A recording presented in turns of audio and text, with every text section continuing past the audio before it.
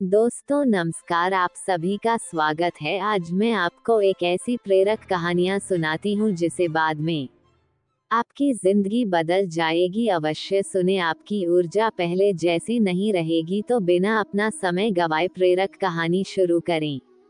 एक बार एक आदमी ने एक शिविर में कई हाथियों को एक पतली रस्सी से बंधे हुए देखा।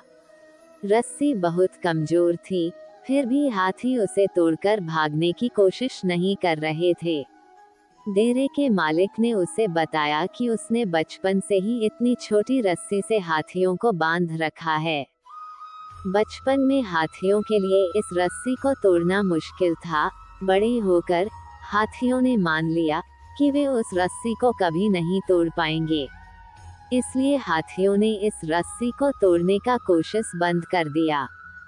इस प्रकार मनुष्य भी अपने जीवन की कुछ असफलताओं के बाद यकीन कर लेता है वो कभी जीत नहीं पाएगा। या क्या उन्होंने पहले कभी ऐसा देखा है कि किसी को किसी चीज में नुकसान हुआ है तो वो भी ऐसा नहीं कर सकते। ये बात हमेशा याद रखनी चाहिए कि अगर हथौड़े के 100वें वार से कोई पत्थर टूट जाता है तो इसका मतलब यह नहीं है कि पहला वार बेकार था। आपको अपने लक्ष्यों और सपनों को हासिल करने के लिए कड़ी मेहनत करते रहना चाहिए।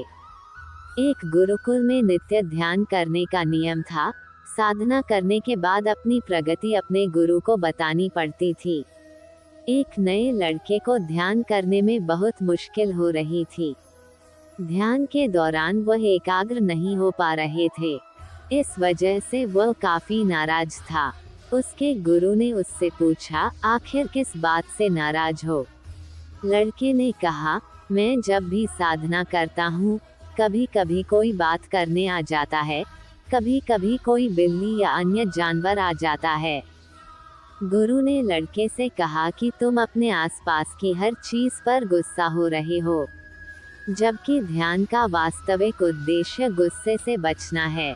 आपको अपने आसपास के लोगों, जानवरों और चीजों से परेशान हुए बिना ध्यान करने का तरीका खोजना होगा।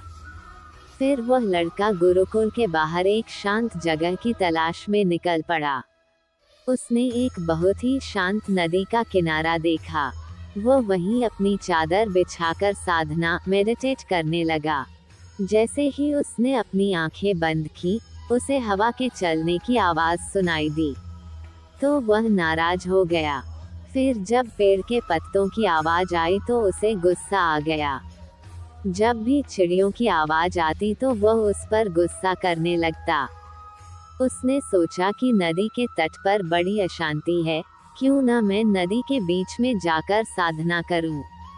वह एक नाव में बैठ गया और नदी के बीच में चला गया और वहां उन्होंने ध्यान करना शुरू कर दिया। नदी के बीच में ध्यान करते हुए लड़का अच्छा महसूस कर रहा था। फिर वह रोज नाव में बैठकर नदी के बीच में जाकर साधना करने लगा।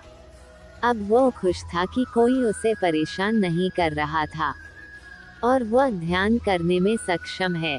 एक दिन नदी में ध्यान करते हुए उसने पानी के छींटे मारने की आवाज सुनी। जब उसने अपनी आंखें खोली तो उसने देखा कि एक बड़ी सी नाव उसकी ओर आ रही है। उसे बहुत गुस्सा आया। वह गुस्से से चिल्लाने लगा, अपनी नाव यहाँ मत लाओ, इसे मोड़ो। लेकिन उस नाव ने लड़के की नाव को टक्कर मार दी। लड़का था लाल पीला, लेकिन जब उसने उस बड़ी नाव में देखा, वहाँ उसमें कोई नहीं था। तेज हवा के कारण वह नाव वहाँ आ गई थी और पानी के कारण। इतने में लड़के को फिर से अपने गुरु का प्रश्न याद आ गया, आप वास्तव में किससे नाराज हैं? लड़का समझ गया कि वह लोगों या स्थिति के कारण गुस्सा नहीं हो रहा है, बल्कि यह अपनी ही प्रतिक्रिया पर आ रहा था। इसके बाद लड़का फिर से गुरुकुल के अंदर साधना करने लगा, जहां पहले की तरह शोर शराबा होने लगा। लेकिन वह अब उस शोर को एक खाली नाव की तरह समझने लगा था। इस कहानी से हमें सीख मिलती है कि आपकी मर्जी के बिना कोई भी चीज आपको गुस्सा नहीं दिला सकती। अगर कोई चीज आपको गुस्सा दिलाती है तो उसे एक खाली नाव की तरह ट्रीट करें। बहुत पुराने समय की बात है। एक गुरुकुल में कुछ बच्चे अपने गुरु के साथ बैठकर पढ़ाई कर रहे थे। गुरु अपने सभी बच्चों को अच्छे से समझा और पढ़ा रहे थे, लेकिन बहुत समझाने के बावजूद भी एक बच्चों को चीजें समझ में नहीं आ रही थी। गुरु ने उस बच्चे से गुस्से में अपनी हथेली दिखाने के लिए कहा।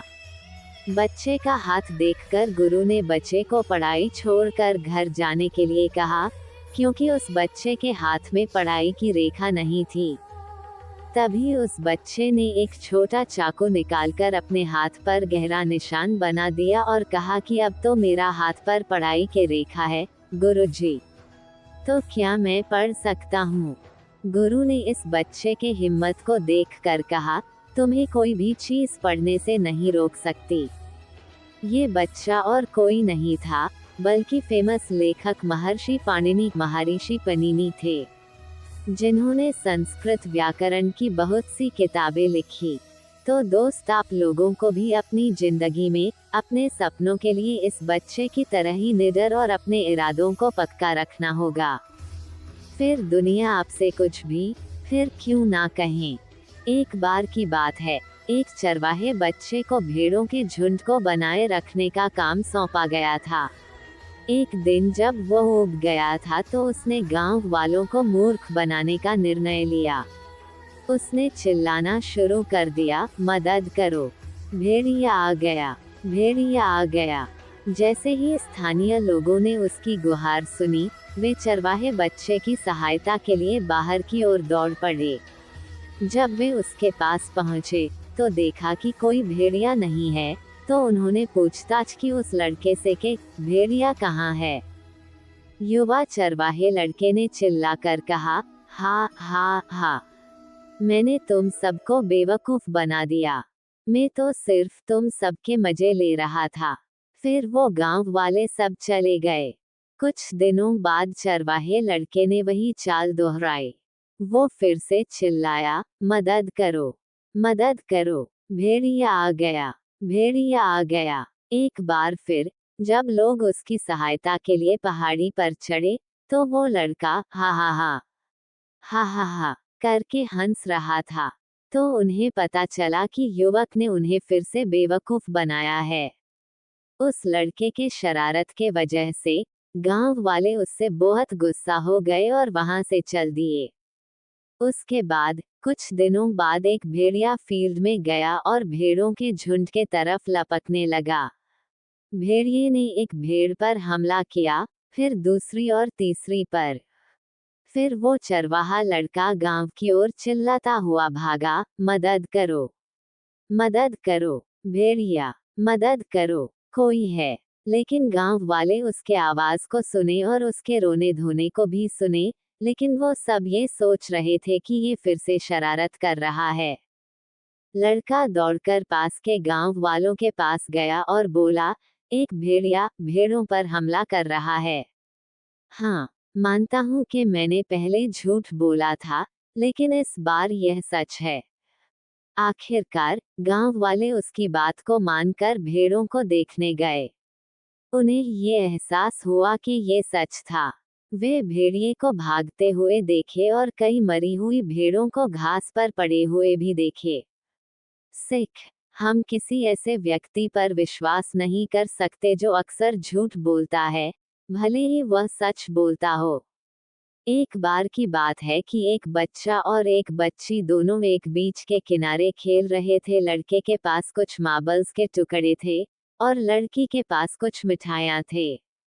फिर उस बच्चे ने उस बच्ची से बोला कि अगर तुम यह मिठाइयाँ मुझे दोगी तो मैं मेरा सारा मार्बल का टुकड़ा तुमको दे दूंगा। और वह बच्ची मान गई।